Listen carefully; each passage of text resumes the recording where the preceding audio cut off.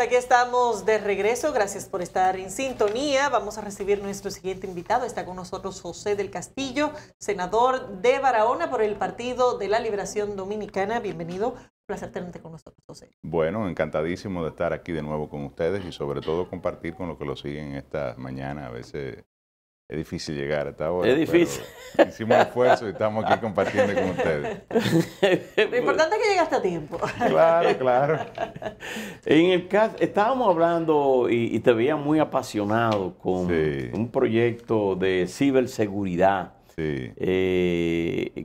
En el que realmente cada vez es más importante esta tecnología de protección, porque la verdad es que los ciudadanos están por lo menos vulnerables a que le clonen sus tarjetas, le clonen sus cuentas bancarias, las empresas, sobre todo, que también que manejan mucho flujo de dinero, porque cuando usted comienza y dice, me sacaron $1 o 5 pesos, para usted no es nada, pero cuando usted eso lo extrapola a 1000 personas, de a 5 pesos, son mucho dinero.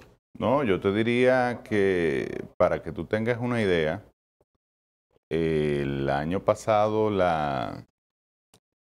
el ciberdelito generó 100 billones o trillones de dólares.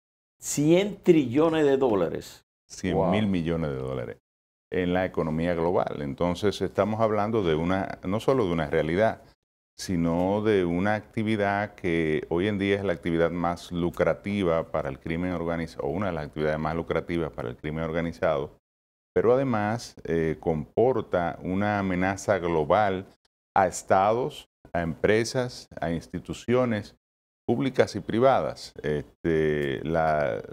La nueva guerra que se vive entre Estados Unidos y Rusia, China, Estados Unidos, China, Rusia, Irán y bueno, otros países en conflicto, en gran medida se desarrolla a través del uso de la banda ancha o del Internet, a través de ataques que se dan ya sea a sistemas como a instituciones. Y eso lo hemos visto incluso en procesos electorales en los Estados Unidos, donde se ha denunciado la intrusión de países como Rusia a través del uso de hackers. Y esto es una realidad. A veces pero este proyecto, ¿qué plantea? Mira, el proyecto lo que hace es que retoma la Estrategia Nacional en materia de ciberseguridad que fue aprobada en el año 2018. De hecho, cuando estuvimos en el Indotel trabajamos esa iniciativa que luego fue convertida en decreto, a partir de lo cual se crea el Consejo Nacional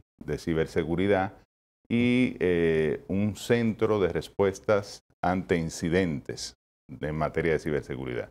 Lo que busca esto es crear todo un mecanismo institucional de coordinación ante las posibles amenazas en que esté enfrentada la República Dominicana. Y de hecho, la legislación lo que trata es, o lo que propone, es incorporar en la ley gran parte de lo que fue esta estrategia y sobre todo la parte institucional, la creación ya por ley del Consejo, incluso es un mandato de la Ley Orgánica de la Administración Pública que todas las instituciones estén constituidas mediante legislación y definir qué es infraestructura crítica, cuándo se declara una infraestructura crítica, cuál es el proceso para esto.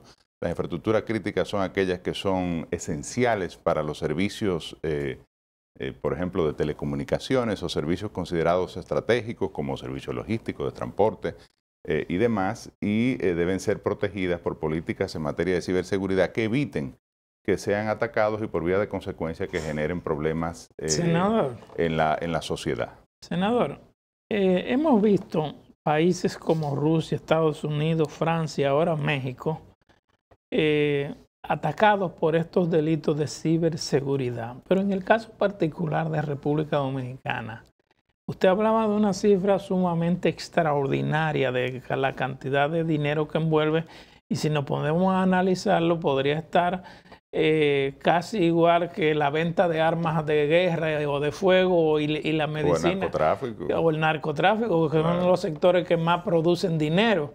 Entonces, en el caso particular de República Dominicana, tenemos informaciones claras, precisas, de hasta dónde este tipo de delito nos afecta. Yo te diría que la República Dominicana debe recibir diariamente millones de ataques. ¿Cómo? Millones de ataques. Es más, tú sentado ahí debes estar recibiendo ahora mismo un ataque de cualquier tipo.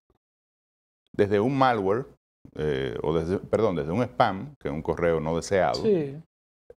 o un malware que lo que busca es infiltrar tu teléfono, o que tú a través de la aceptación de un correo electrónico o de un mensaje de WhatsApp, pues puedas exponer tus datos personales a hackers o personas que pueden utilizar estos datos personales, por ejemplo, para invadir tus cuentas bancarias, sacarte dinero, chantajearte, o sea, una serie de elementos que son del día a día del cibercrimen.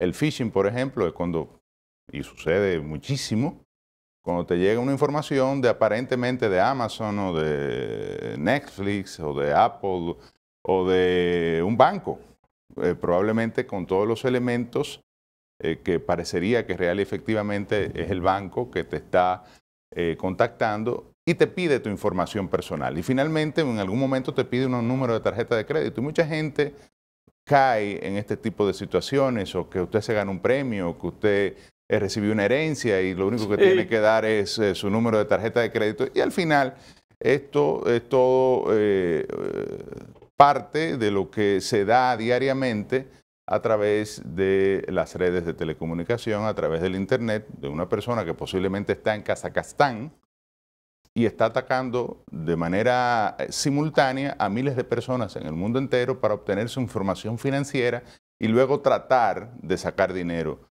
a través del uso de esos números de tarjeta de crédito. Por ejemplo, cuando usted recibe una serie de cargos, probablemente le han robado su número de tarjeta de crédito en alguna otra, con algún otro elemento donde usted tuvo que dar esa información en línea, y eso cayó en manos en un listado de hackers que empezaron a pasar esos números de tarjeta de crédito y a generar dinero con eso. Recientemente... O sea, que es un tema real, grave, diario, que afecta a todos los dominicanos como a todo el mundo en sentido general, y hay que establecer políticas de Estado en este sentido. Y de hecho, la fiscal del Distrito Nacional hace pocos meses estuvo hablando del tema e hizo la referencia de que los temas relacionados a este tipo de ataques son más numerosos ya en la fiscalía que los que están relacionados al narcotráfico, lo cual de por sí... Y la pandemia generó un fenómeno, digamos que exponencial de esto, porque los delincuentes, primero, un uso más profuso de la tecnología, porque la gente no podía salir de sus casas, muchos trabajaron de manera virtual o trabajan incluso se quedaron trabajando de manera virtual o para acceder a información, a entretenimiento, a conocimiento, a todos los elementos, incluso a educación, a todos los elementos que se puede acceder a través del uso de la tecnología, la información y la comunicación. Y qué bueno que la sociedad dominicana ha crecido en el uso de la tecnología, porque esto es un derecho fundamental de última generación que te da acceso a todo esto que he dicho, pero a la vez, yo siempre he dicho que todo lo bueno que tiene el uso de la tecnología también tiene un espejo con todo lo malo que se refleja en la sociedad.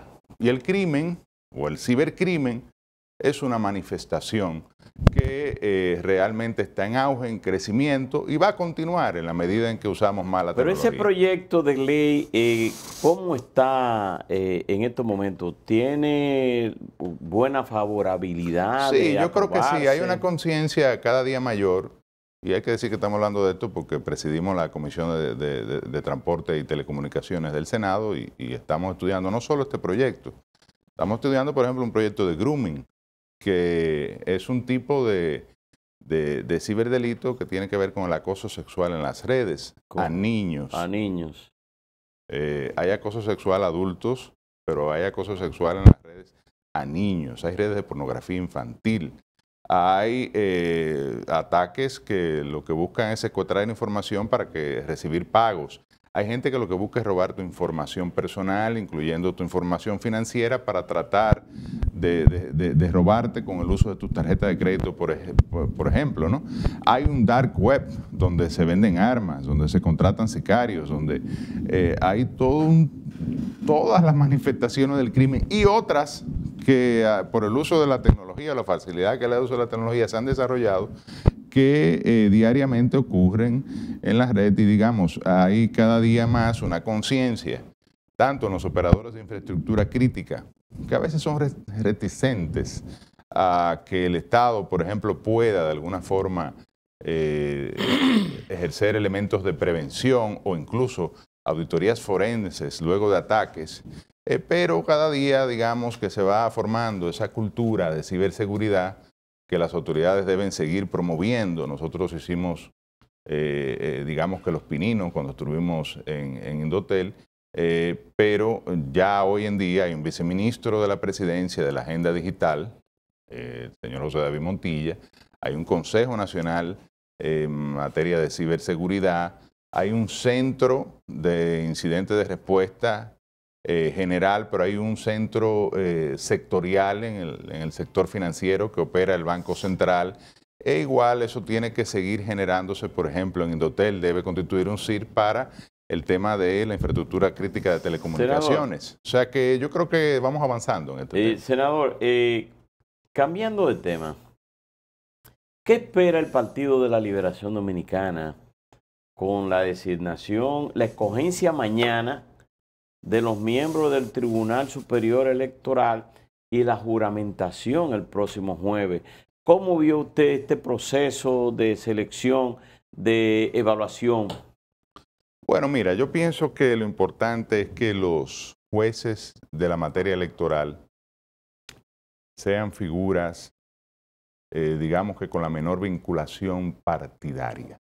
O sea, que estén revestidas no solo de la honestidad y del rigor académico, que una buena formación jurídica que requiere el ejercicio de juez, sino evidentemente con la imparcialidad y la objetividad necesaria para regular o decidir los conflictos intrapartidarios y los que se dan en los distintos procesos electorales. Creo que sería una gran contribución del Consejo Nacional de la Magistratura, que pienso que debería tener esa madurez por la conformación, evidentemente, que tiene, de poder escoger figuras que realmente respondan a este perfil, a estos elementos que he mencionado, y que no sean vinculados de alguna forma u otra a partidos políticos. Y no porque nosotros estemos en minoría. Usted me dirá, bueno,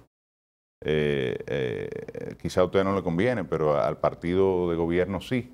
Pero yo creo que es un momento, ustedes lo decían ahorita, donde el sistema político dominicano requiere ser fortalecido. Yo creo que sería una contribución. ¿Existe la posibilidad de que sea una persona vinculada políticamente al gobierno, el presidente? Siempre existe esa posibilidad, lógicamente, se dan cabildeos, o sea, nosotros sabemos porque de alguna forma u otra hemos estado vinculados a estos procesos y claro, hay cabildeos, hay personas afines, hay personas que han tenido militancia partidaria, estamos hablando de 72, me parece. 76, eran 79 al final, 76. Sí. Pero sin embargo el PRM ha aspirantes. sido prudente en ese tema, por lo menos en las elecciones que tienen que ver con otros órganos. Yo pienso que el PRM, y mencionamos el PRM porque es que tiene mayoría, ¿verdad?, en el Senado y en la Cámara de Diputados y en el Consejo Nacional de la Magistratura, digamos que ha respondido a un reclamo social, y no solo el PRM, los demás partidos. Hemos venido promoviendo que las instituciones como la Junta Central Electoral, Cámara de Cuentas, que por ejemplo nos tocó el Defensor del Pueblo, que hubo una presión importante para que se escogieran dos figuras que estaban vinculadas a partidos políticos, de hecho una de ellas activo como miembro de una de las organizaciones políticas del sistema. Y finalmente se escogió al que sacó las mejores calificaciones y al que tiene elementos de independencia de los partidos políticos. Yo decía en un momento, si no ocurre de esa forma, sería la primera vez que el que saca mejores calificaciones se quema. Entonces, bueno, yo aspiro que en el Tribunal Superior Electoral ocurra lo mismo. pasar desde la Cámara al Senado. Sí, por eso. Senador, por eso. Una ley que diferentes sectores han visto las necesidades que se apruebe, pero que da vuelta y vuelta y vuelta y vuelta y nunca sale. La ley de extinción de dominio. ¿En qué está eso? Bueno, hay dos proyectos de ley. Uno sometido por el senador Félix Bautista, el senador Iván Lorenzo y quien les habla, que se sometió recientemente en esta legislatura, y otro sometido por el senador Antonio Taveras. Se creó una comisión especial que dirige el senador Pedro Catrén, que además es un abogado de mucho prestigio y de muchos años de ejercicio, además sociólogo, o sea, es un individuo muy preparado. Y yo entiendo que vamos a tener ya una ley de extinción de dominio, como vamos a tener un código penal, como pudimos ya finalmente avanzar, aprobar por lo menos en el Senado una nueva ley general de aduanas que esperemos que la Cámara de Diputados, porque siempre se ha aprobado en el Senado, pero se cae en la Cámara de Diputados. Igual un nuevo código marítimo. Es decir, hay una serie de legislaciones que tienen décadas o más de 10 años en el Congreso Nacional, empezando por el Código Penal. Tú me hablas de la ley de extinción de dominio, pero es tan importante una ley de extinción de dominio para el tema de la pérdida del derecho de propiedad, aquellos que sean condenados por delitos específicos, terrorismo, narcotráfico, corrupción, como un código penal actualizado a la nueva realidad de los delitos y de las penas que deben aplicarse en el sistema jurídico nacional. Así que yo pienso que el Congreso Nacional de alguna forma u otra está compelido a responder a una demanda social que hay, sobre todo en materia penal y en lo que tiene que ver con la extinción de dominio. Así que yo no tengo duda de que va a haber código penal y que va a haber ley de extinción de dominio. ¿Cuándo habría código penal? ¿Cuándo? Habría código penal. Bueno, eso es un tema. Yo creo que, así como dije lo que dije, creo que el Senado tiene que estudiar a profundidad el código penal, tiene que escuchar a los sectores que de alguna forma u otra se han sentido, digamos, que no se sienten incluidos en la aprobación que hizo la Cámara de Diputados. O sea, que puede haber variación en cómo fue. Claro. Cómo fue. Es posible que la Cámara de Diputados se pase años estudiando el Código Penal y entonces el Senado tiene que evacuarlo al vapor. Pero con puntos cuestionados de forma muy específica también, que incluso fueron introducidos a último minuto. No, y hay puntos de gran debate, el tema del aborto, por ejemplo. Las tres causales. Sin tocar ese tema. Sí, pero está ahí porque son temas nacionales y uno tiene que tener la responsabilidad también de tener posiciones y de verlo. Se decidió sacarlo. ¿Qué quiere decir esto? Bueno, que se aprobó una sola causal, esa es la realidad. Y entonces hay una penalización del aborto en las demás causales que estaban planteadas originalmente. Y lo otro fue una especie de salida al tema y ya veremos en el Senado qué ocurre. Nosotros vamos a estudiarlo a profundidad nos vamos a tomar nuestro tiempo porque no vamos a zancochar el Código Penal, una pieza tan importante, pero con la decisión de dotar a este país de un código penal moderno. Muchas gracias. Gracias por haber estado con nosotros. José del Castillo, claro senador de Barahona por el Partido de la Liberación Dominicana. Hasta aquí la entrega, señores. Feliz resto del día.